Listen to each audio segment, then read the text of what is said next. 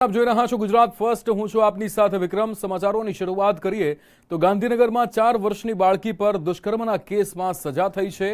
ગાંધીનગર કોર્ટે આરોપીને આજીવન કેદની સજા સંભળાવી છે। 15 ડિસેમ્બરના રોજ આરોપીએ બાળકી પર દુષ્કર્મ કર્યું હતું। ગાંધીનગર પોલીસે 13 દિવસમાં ચાર્જશીટ દાખલ કરી હતી।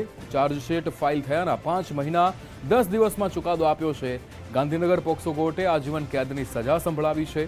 રિકન્સ્ટ્રક્શન વખતે આરોપી ભાગવા જતા પોલીસે ફાયરિંગ કર્યું હતું।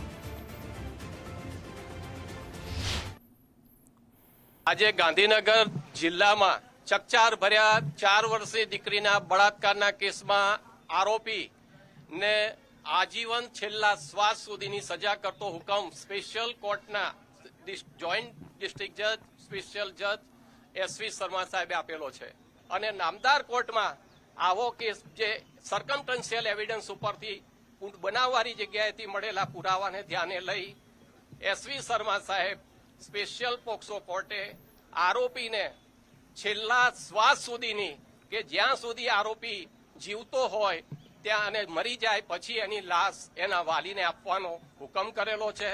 આ એક ચકચાર ભર્યો કેસ છે।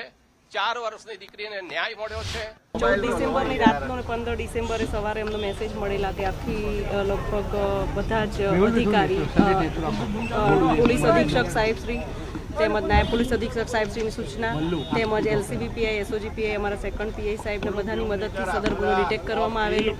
સદર ગુનો ડિટેક્ટ કર્યા પછી 13 દિવસની અંદર જ ચાર્જશીટ કરવાનો 4 વર્ષની દીકરી પર જે બળાત્કાર કરવામાં આવેલ હતો જે એ વૈજ્ઞાનિક અને ટેકનિકલ પુરાવા આધારે ડિટેક્શન થયેલ છે અને જે સજા સંભળાયેલ છે એનું તપાસ કર્યા પછી એક આનંદની લાગણી અનુભવું છું।